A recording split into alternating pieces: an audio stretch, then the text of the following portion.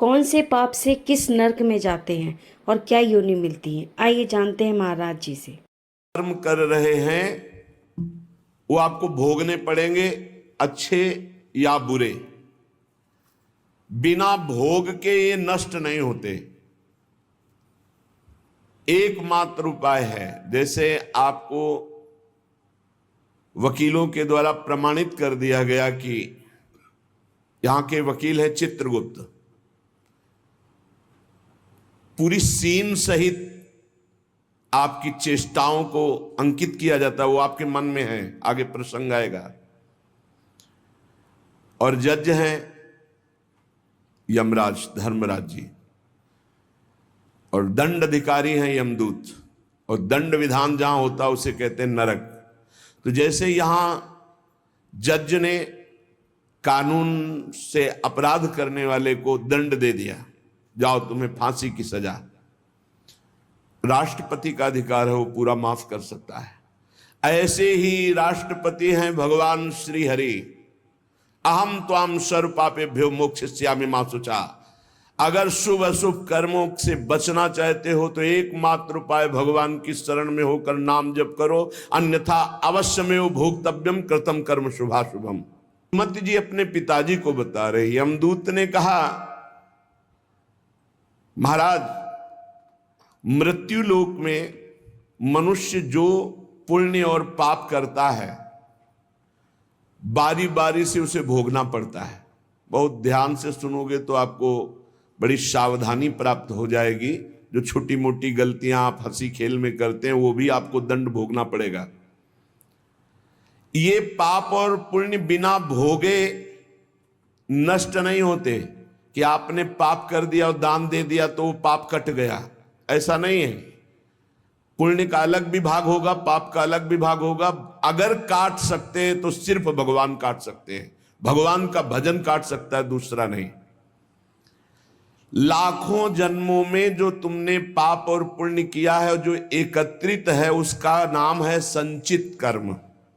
संचित पाप और पुण्य, और उससे जब मनुष्य शरीर मिलता है या जो शरीर मिलता है उससे जो हिसाब निकाल करके कुछ पुण्य और कुछ पाप, उसे प्रारब्ध भोग कहते हैं।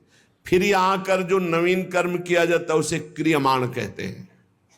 मनुष्यों के लिए जो उनका जमा हुआ पाप और पुण्य है वो अंकुरित होकर बढ़ता रहता है, ब्याज दर ब्याज। बहुत दुर्गति होती है, इसीलिए बहुत जन्म हम भोगे तो भी अपने संचित कर्म को नहीं भोग सकते।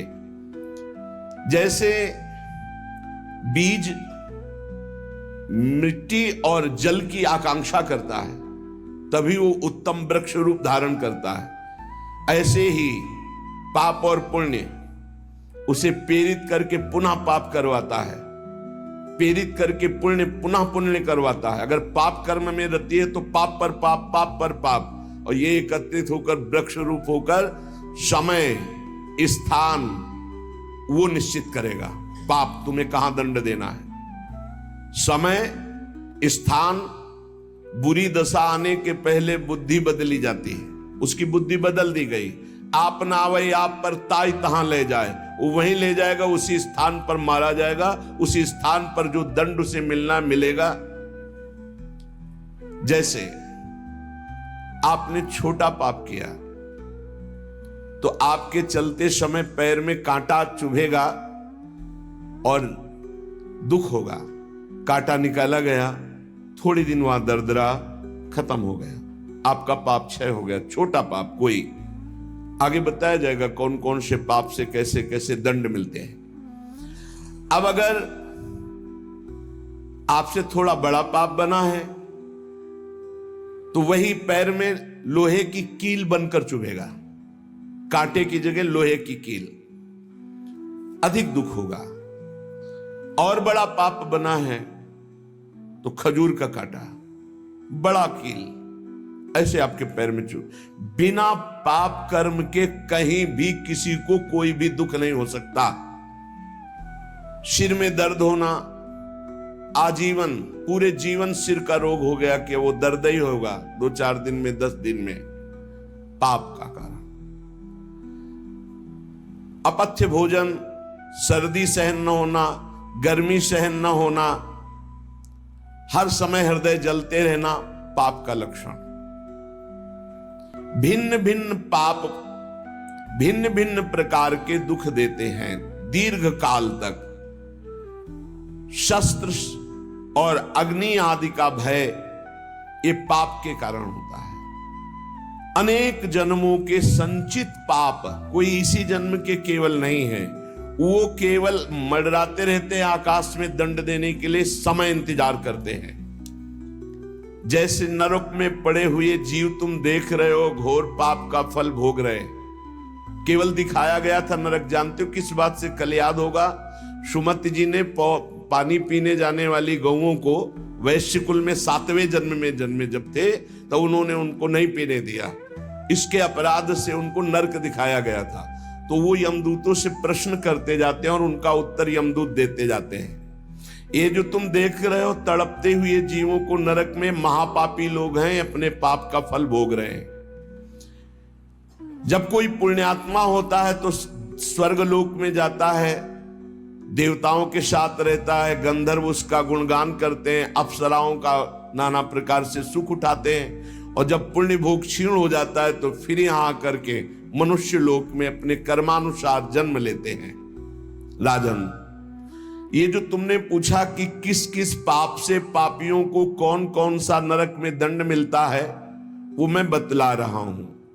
जो नीच मनुष्य कामना और लोभ के वशीभूत होकर दूषित दृष्टि से हर स्त्री को भोग भाव से देखता है, जिसको देखता है बस काम भाव से देखता है। बोले जो दुष्ट दूषित भाव से माताओं बहनों को भोग दृष्टि से देखता है, तो यहां बड़ी बड़ी चोंच वाले वज्र के समान जिनकी चोंच ऐसे गिद्ध बार बार हजारों वर्ष उनकी आंखों को नोचते और खाते रहते हैं। वो आंखें बार बार होती रहती हैं, बार बार निकालते। यही वहां है कि मरना नहीं है। उनकी दोनों आंखों को वज्र तुल्य नरक के पंछी बार बार निकालते हैं और खाते हैं, और उनके पुनः नए नए नेत्र उत्पन्न हो जाते हैं। इस पापी को पलक झपकने तक के लिए विश्राम नहीं मिलता, निमिष तक के लिए कि थोड़ा चैन मिल जाए, महान दुख होता रहता है। हजारों वर्ष तक उसको इस नेत्र दर्द पीड़ा भोगनी पड़ती है। और फिर जब मृत्युलोक में जन्मता है तो नेत्र रोगी पैदा होता है। वो यहां पैदा होगा नेत्र रोगी, या नेत्र ही नहीं है या नेत्रों में दिखाई नहीं दे रहा, कई तरह के व्यवधान, जिन्होंने नेत्रों का दुरुपयोग किया। अब जिन लोगों ने, जिनको तुम देख रहे हो इनकी जबान काटी जाती, बार बार जबान नोची जाती है, ये वही लोग हैं जो शास्त्र का गलत उपदेश किए हैं, गलत अर्थ किए हैं, अपनी वासना की पूर्ति के लिए शास्त्र का गलत प्रयोग किए हैं। जो किसी को गलत सलाह दी है तो इनकी जबान बार बार छोटे छोटे हिस्से में तलवार से काटी जाती है। शास्त्र का उल्टा अर्थ बताया, उसकी जबान को वहां हजारों वर्ष काटा जाता है। खिलवाड़ नहीं, प्रश्न उत्तर कर देना। अगर आपका उत्तर गलत है तो आप नरक जाएंगे। प्रश्नकर्ता तो आप पर श्रद्धा करके पूछ रहा है, और आपने मनमानी उत्तर दे दिया और वैसा आचरण कर दिया तो उसको पाप नहीं लगेगा, पाप आपको लगेगा क्योंकि आपने आदेश किया है और आपकी दुर्गति हो जाएगी। इसीलिए अनाधिकारी को जब जनक जी महाराज विदेह राज ने पूछा, निमि जी ने नवयोगेश्वरों से कि मैंने यही प्रश्न कर्म के विषय में सनकादि से पूछा था, वो मौन थे, कोई उत्तर नहीं दिया, क्यों? तो बोले उस समय आपका ज्ञान जागृत नहीं हुआ था, आप उस समय अनाधिकारी थे, कर्म का बड़ा सूक्ष्म विषय होता है, इसीलिए मौन थे। ऐसा नहीं कि हर प्रश्न का उत्तर फटाक से दे दे, और वो गलत है अगर उत्तर तो शास्त्र सम्मत नहीं है तो उत्तर देने वाले को नरक का दंड मिलेगा, उसकी जबान हजारों वर्ष वहां काटी जाएगी। जो शास्त्र का गलत अर्थ करता है, जो शास्त्र को अपनी वासना पूर्ति के लिए घुमा करके बोलता है, जो किसी को बुरी सलाह देता है, उसकी जबान यहां काटी जाती, जो देख रहे हो। और हे सुमति जी, जो वेद की निंदा करते हैं, देवताओं की निंदा करते हैं, संतों की निंदा करते हैं, वैष्णव की निंदा करते हैं, गुरु की निंदा करते हैं, गुरु पर दोष दृष्टि करते हैं, गुरु को वक्र दृष्टि से देखते हैं, क्रोध दृष्टि से।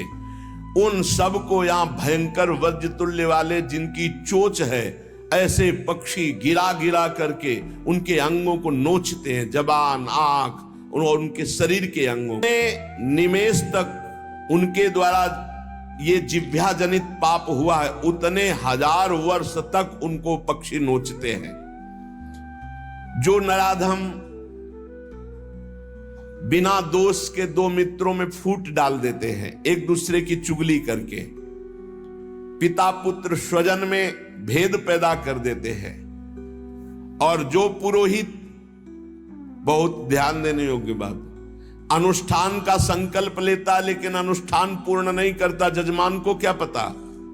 जो पुरोहित जजमान से नियत संख्या ले ली धन और अनुष्ठान पूरा नहीं किया, या जो अपनी माता और पिता का अपमान किया, जो अपनी शरणागत, अपने अर्धांग विराजमान पाणिक ग्रहण की हुई पत्नी का विविध प्रकार से अपमान और शोषण किया, वो यहां आरे से चीरे जाते हैं 1000 वर्ष तक। दिखाया, देखो ये बीच आरे से आराम आराम से एक एक अंग चीरे जाते हैं। उस पुरोहित को भी दंड मिलता है, उस पुत्र को दंड मिलता है जो माता पिता का अपमान, उस पति को दंड मिलता है जो पत्नी का शोषण, उस पत्नी को दंड मिलता है जो पति से छल करती है।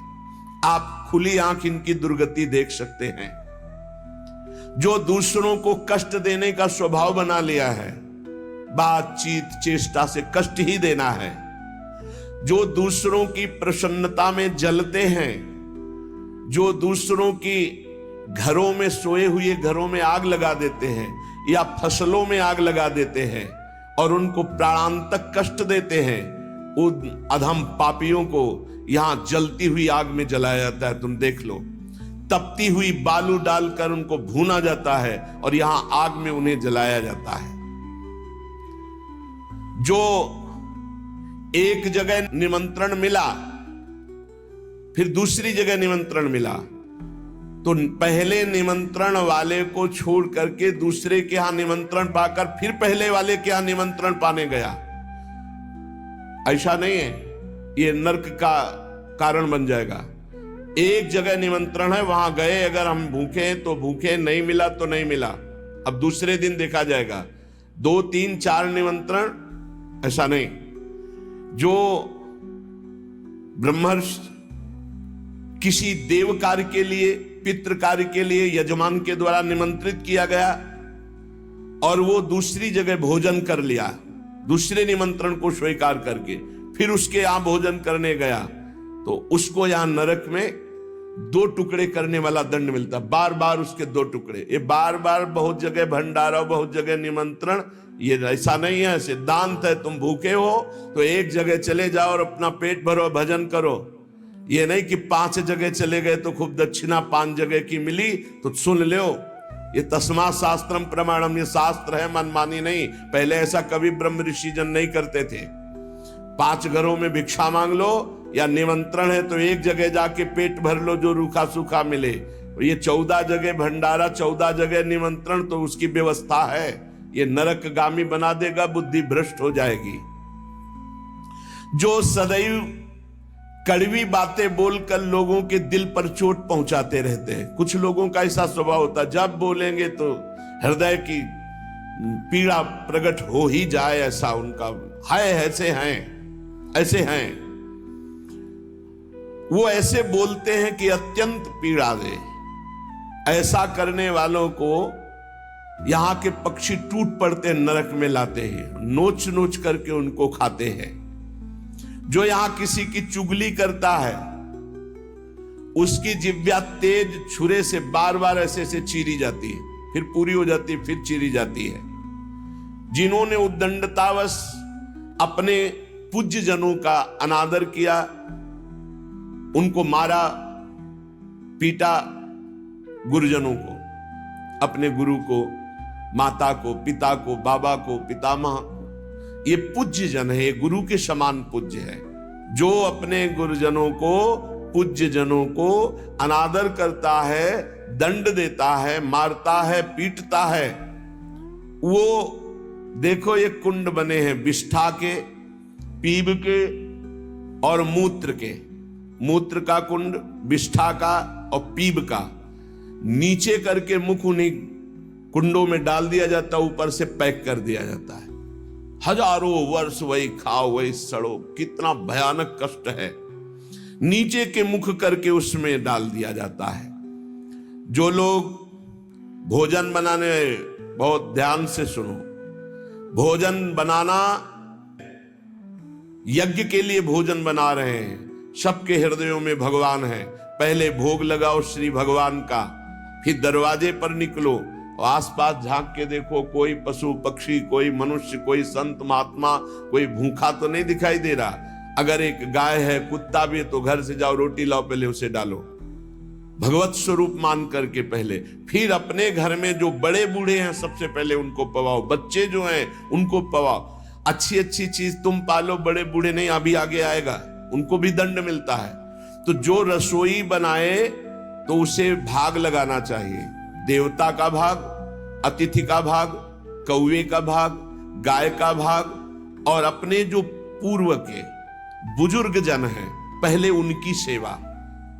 अच्छा, जो भी रसोई बने, भगवान का भोग लगाया, दरवाजे तक गए, अतिथि को देखा, एक गौ के लिए ग्रास निकाला, एक कौवा पक्षी आदि के, जरूर जरूर ये नहीं निकालोगे तो पाप है। गीता जी में कहा जो अपने लिए पका के पाता है वो पाप पाता है।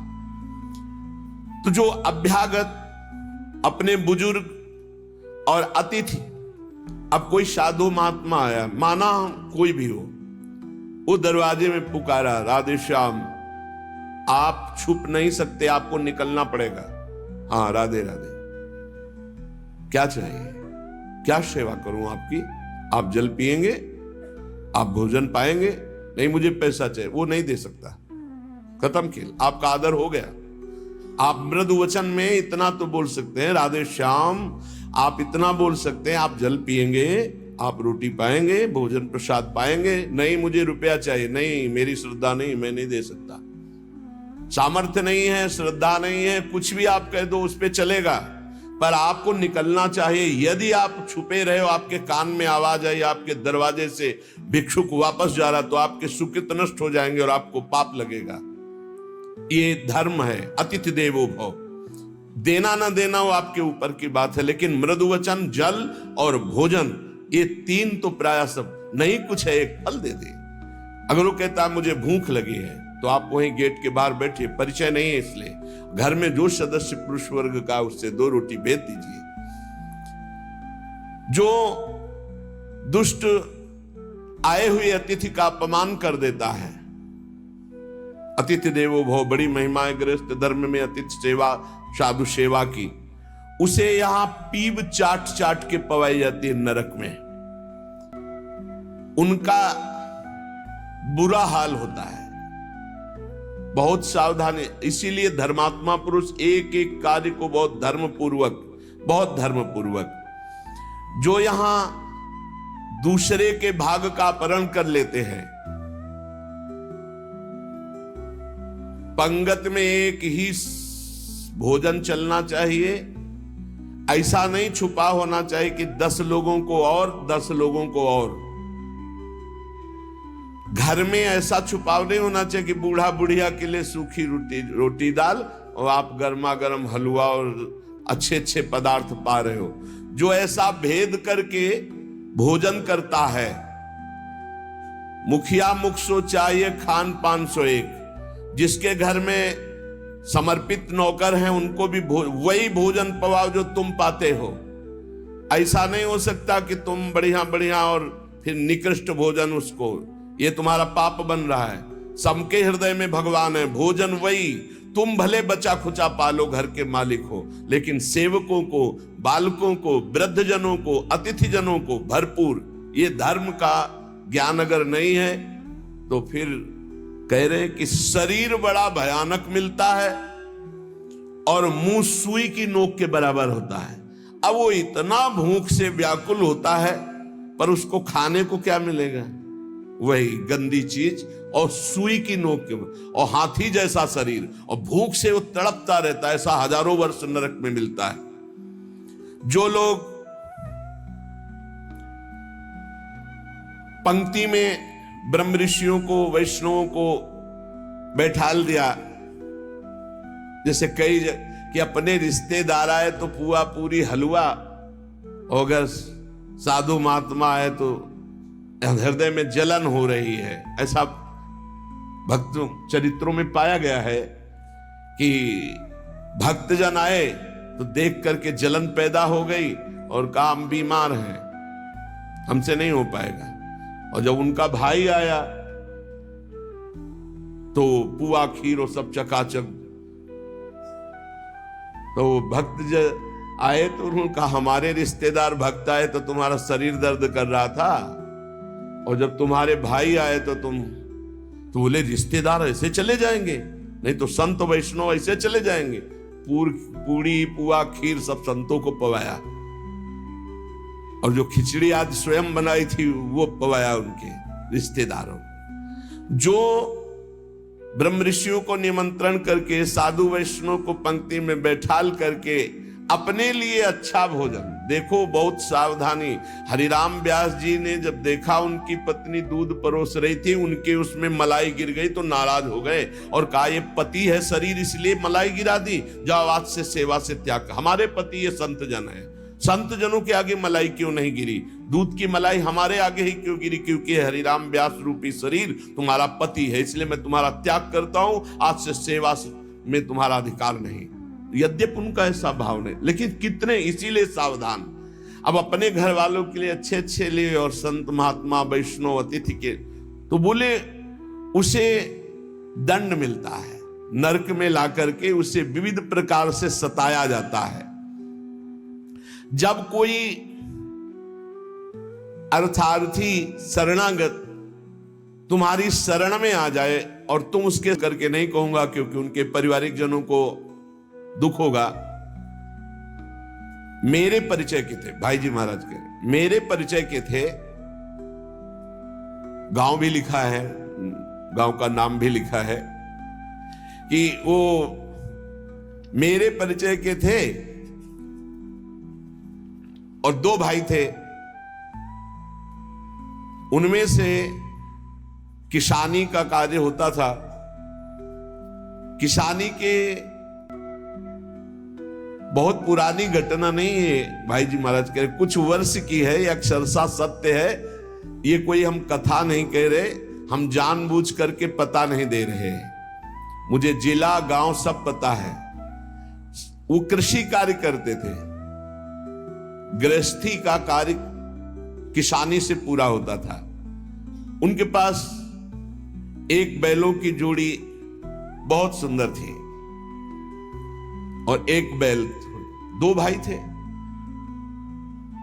एक दिन संध्या काल के समय जो व्यापारी थे बैलों के, उनको पता चला गांव में दो किसानों के पास बहुत सुंदर दो जोड़ी बैल हैं, एक जोड़ी से उनका काम चल सकता है, आप प्रयास करेंगे तो एक जोड़ी बेच देंगे। अर्थ है आपकी शरण में आया है तो आपको अपने प्राणों की बलि चाहे देनी पड़े, उसकी हानि नहीं होनी चाहिए, शरणागत की हानि नहीं होनी चाहिए। अगर हानि हो गई तो नरक की गति मिलेगी और यहां भी दंड मिलेगा तत्काल। ये महत् पाप है, शरणागत का त्याग महत् पाप है। अब वो दो व्यापारी थे, अब वो कई बैल खरीदना बेचना उनका काम था। वहां आए और उस समय 12,000 रुपए की जोड़ी तय की। उनको बहुत अर्थ लगा, 12,000 रुपए मिल रहे, दो से काम चला लेंगे, फिर गौवे हैं बछड़े हो जाएंगे, फिर काम चले। 12,000 रुपए ये देंगे और ये व्यापारी हैं, उनके पास थैला भी था तो और भी रुपए होंगे। संध्या का समय था, व्यापारी ने कहा कल सुबह हम बैल लेकर चले जाएंगे, आज रात हम तुम्हारे यहां सो जाएं। रात्रि हो रही, उनके मन में तुरंत चलने लगा दोनों किसान भाइयों के। उन्होंने कहा हाँ हाँ बहुत आराम से खाइए पिए, आपका घर है। उनका आज रात्रि हम आपकी शरण में हैं, आप हमारे और हमारे धन की रक्षा कीजिए। कल सुबह हम 12,000 आपको देकर आपके बैल लेकर चले जाएंगे। अब एक तो अतिथि, दूसरे शरणागत। रात्रि में अच्छा भोजन पवाया और बारंडे में लिटा दिया। घर के बाहर चौपार होती थी, जिसे बारंडा कहा जाता है, उसे चौपार कहा जाता है। वो 8-9 बजे शयन कर गए। कहीं कहीं बरोठा कहा जाता है, कहीं बारंडा कहा जाता है, कहीं चौपार कही जाती है। अब दोनों ने अपनी पत्नी से विचार किया कि अगर इन दोनों को मार दिया जाए तो बैल भी नहीं जाएंगे, 12,000 तो मिलेंगे भी, और भी व्यापारी है, पैसा इसके पास है, बहुत आनंद रहेगा। ये भाव बिल्कुल नाशकारी, क्योंकि उस शरण में है तुम्हारी, और अतिथि है बिल्कुल। ये तो मतलब लोक परलोक तत्काल नष्ट कर देता है, तत्काल। इसे महत् पापों में कहते हैं, और महत् पाप तत्काल प्रभाव दिखाता है, तत्काल। वो ऐसा नहीं कि नरक जाओगे, वो बाद की बात, तत्काल तुम्हें दंड देगा। ये महत् पाप तत्काल दंड देता है। उनके हृदय में हत्या करने का पूरा विचार बन गया, पाप भरी योजना। पत्नी उनकी सहयोगी हुई तो पत्नी ने कहा, पहले लाश गाड़ने की व्यवस्था तो सोचो, घर में तो गाड़ी नहीं जा सकती। तो उनका, हमारा खेत है बगल में गन्ने का, हम दोनों जा रहे हैं और एक ही गड्ढे में दोनों को दबा देंगे, इनके नाप का गड्ढा खोद के अभी आते हैं। वो अति शीघ्र गन्ने के खेत में जाके गन्ना काट के और गड्ढा खोदने लगे। दैव योग से एक पड़ोसी को सोच लगी, भगवान का विधान होता, जाको राखे साइया मार सके न कोई। वो सोचा बगले में गन्ने का खेत है, यहीं निपट लेते। पहले शौचालय तो हुआ नहीं करते थे, गांव के बाहर खेतों में दूर जाना होता था। अब वो गन्ने के खेत में बगले में जाके, अब ये बोले इतने में 2 आ जाएंगे। उसको लगा ये रात्रि में क्या प्लान बना रहे हैं। नजदीक गए, बोले देखो एक को नीचे कर देंगे, एक को ऊपर कर देंगे। बोले कहीं पाप तो नहीं हो रहा। बोले 20,000 रुपया उसके पास है, तुम पाप की सोच रहे हो। उनको जो सोच गया था, उसकी सोच तो हो गई। उसने सोचा कोई घटना हो रही है, तो उनका दोनों को मार करके इसी में गाड़ देंगे, 2 गड्ढे खोदने की जरूरत नहीं। अच्छा 2 हैं, और देखो कोई जानेगा नहीं, बरोठे में ही तो पड़े हैं और सो गए होंगे। फौरन उसने जल से पवित्र हुआ, भागा उनके घर में गए, पड़ोसी ही था, वहां दोनों को जगाया और कहा, ये अभी चलो हमारे साथ, कहां तुम्हारा पैसा ले लो। अब वो भगवान की प्रेरणा से बचाने के लिए तो उनको संशय भी नहीं हुआ, फौरन अपने झोला लिए जिसमें रुपया रखे थे, और वैसे ही गद्दा बिछा हुआ, वैसे ही रजाई रखी हुई, अपने घर में ले गया और कहा, इन दोनों भाइयों ने मारने का प्लान और गड्ढा खोद दिया है, चुप यहीं शांत में। और उनके दोनों के एक लड़के थे जो नौटंकी देखने गए थे गांव के। कर्म बड़ा निकृष्ट संकल्प किया था, इसलिए पाप कर्म प्रेरित करके उन लड़कों के मन में है कि हमें नाटक अच्छा नहीं लग रहा, छोटे जगह चलो यार, हमें अच्छा नहीं लग रहा, हमें सोने का मन है।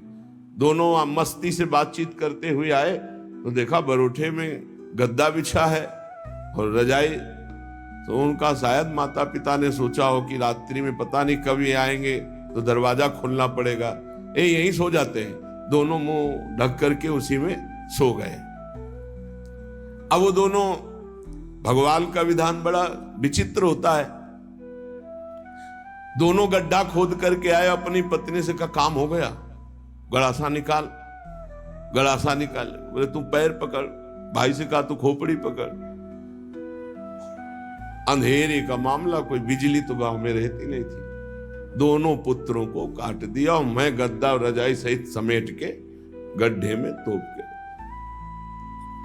अब जब वहां गड्ढे में डालिया तो बोले झोला कहां है रुपया का? बोले हमने तो सोचा था सिराने ही होगा। बोले गद्दा रजाई में तो लपेट के नहीं डाले। बोले पक्का नहीं, ऐसा कैसे हो सकता है? बोले रुपया कहां है? अब वो तो बड़े चिंतित कि जिसके कारण मारा वो रुपया नहीं। और फिर गए, गड्ढा खोदा, और जब देखा कि हमारे लाला, हमारे ही पुत्र, ओ ना तो चिल्ला सकते ना रो सकते, ढूंढा वहां पैसा ले, ना वो जिनको मारना था वो थे नहीं, अपने बेटों को मार दिया। सुबह हुआ तो पड़ोसी निकाल के लाया उनको, कहा ए भाई बड़ा सुंदर प्लान बना रहे थे इन दोनों को मारने का, पैसा भी सुरक्षित और ये भी सुरक्षित, अब हम जा रहे हैं सरकार से रिपोर्ट करने। दोनों को जेल हुई, दोनों पुत्र मारे गए, दोनों पत्नी और पति सहित सजा को प्राप्त। अगर शरणागत है, कोई धन लिए हुए है, आपके समीप आया हुआ है और आप थोड़ा भी लालच करके उनका अहित करना चाहते हैं, तो शरणागत का अहित सोचना मात्र अहित कर दिया, ये तो यहां दंड मिला, पूरा जीवन बर्बाद हो गया, पूरा जीवन बर्बाद हो गया। पति पत्नी जेल में, लड़का मार डाला, रह क्या गया, सब बर्बाद, और अब नारकी गति भी होगी। तो कह रहे हैं जो आए हुए शरणागत के साथ छल करता है, तो यहां थूक, खखार, बिष्ठा, इसके कुंड बने हैं, इनमें डाल दिया जाता है, आनंद लो। सोचो, थोड़ी देर भावना करो, गटर में पैक कर दिया जाए, आपको मरना है नहीं, थूक खखार लाभ, उसमें ये नारकी गतियां हैं। हे सुमति, बहुत ध्यान दीजिए, जो लोग झूठे मुंह और झूठे हाथ, देवता का स्पर्श, देवता को प्रणाम, गुरुजनों को प्रणाम,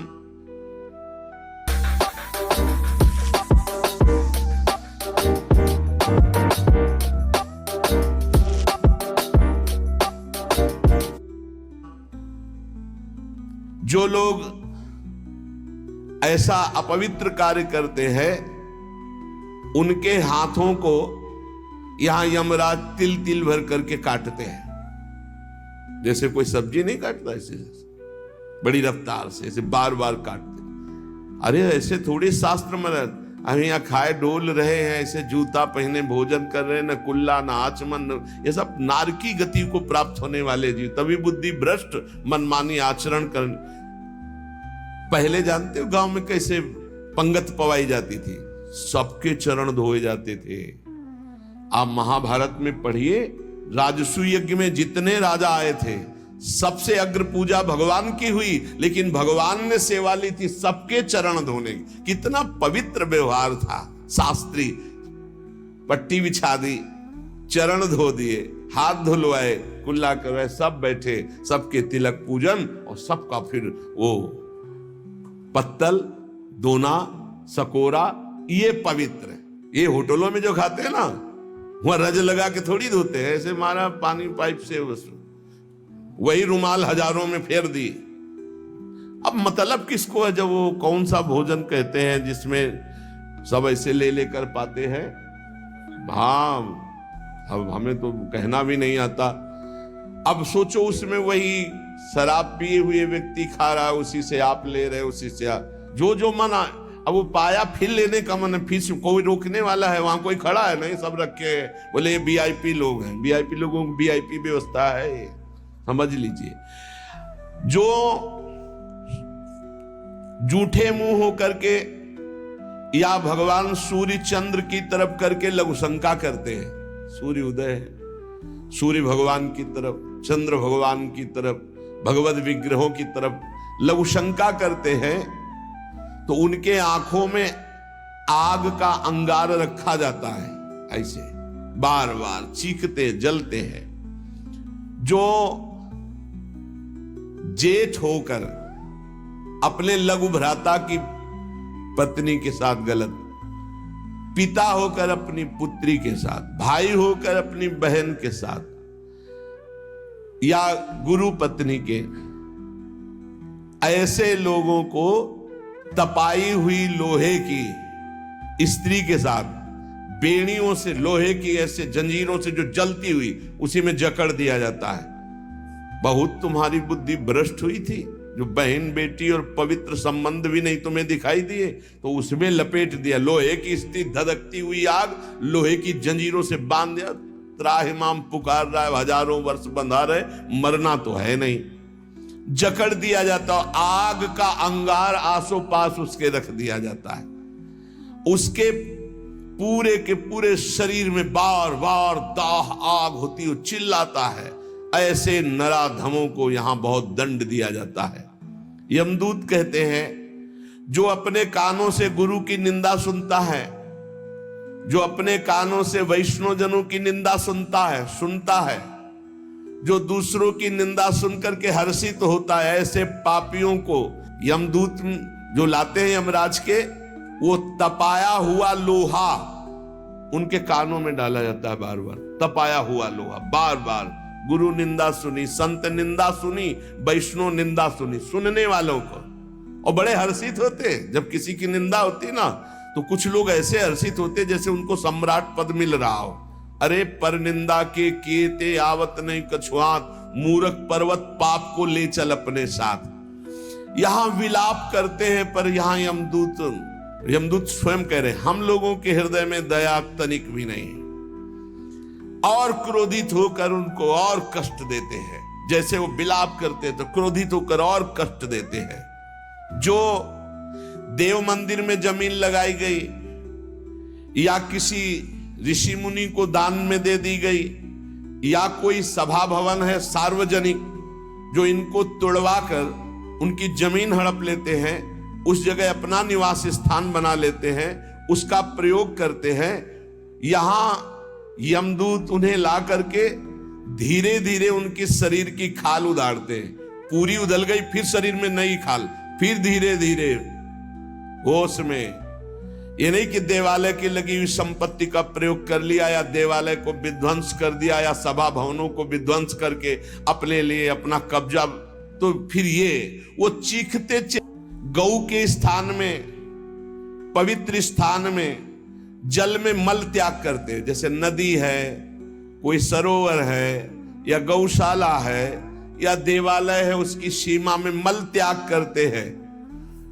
यहां के बड़े बड़े कौवे जिनकी लंबी चोंच होती, उनकी गुदा द्वार से आते खींचते हैं बार बार, बहुत होश में।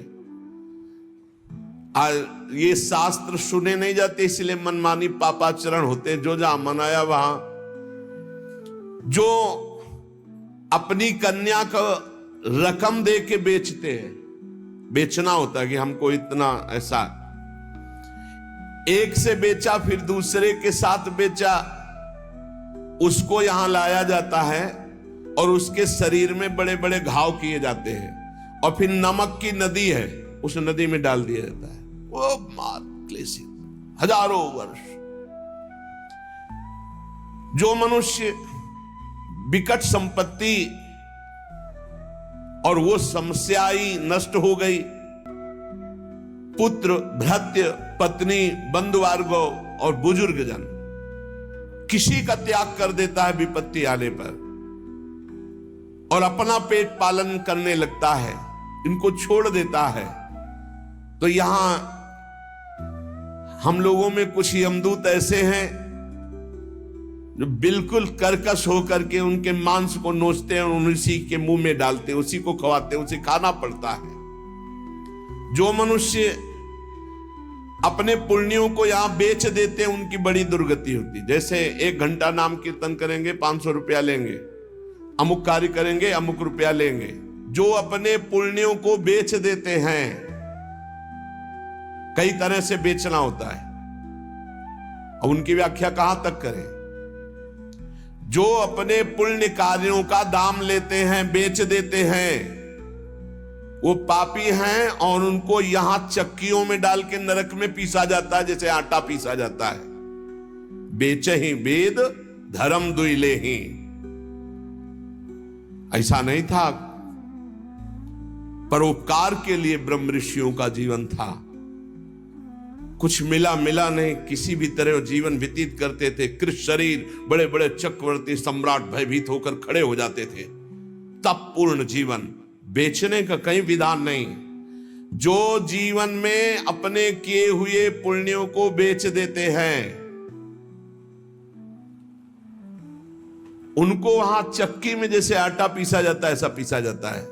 ये ना समझो कि मौज ले लो, यहां तुम मनमानी कर लो, भोगना पड़ेगा। अवश्य में भोक्तव्यम, नरक में जाकर के हिसाब भोगना पड़ेगा। चक्कियों में पीसे जाते हैं जो अपने पुण्य कर्मों को बेचते हैं। जो यहां किसी की धरोहर मिली, ए भैया हमारे इतने रुपए रख लो, ये सामग्री रख लो, हम समय से ले लेंगे, हमारी अव्यवस्था है, और फिर वो मुकर गया कि कौन धरोहर कब दिया कैसे दिया, तो उन्हें यहां जलती हुई लोहे की जंजीरों से बांध दिया जाता है और ऐसे कुंड में फेंका जाता है जहां बड़े कीड़े भयामने विषैले, और वो उनको हजार हजार वर्ष तक नोच रहे, उसी में बंधे चीख रहे। कौन? जो दूसरों की दी हुई धरोहर को ना देकर मुकर जाते, कब तुमने दिया। जो पाप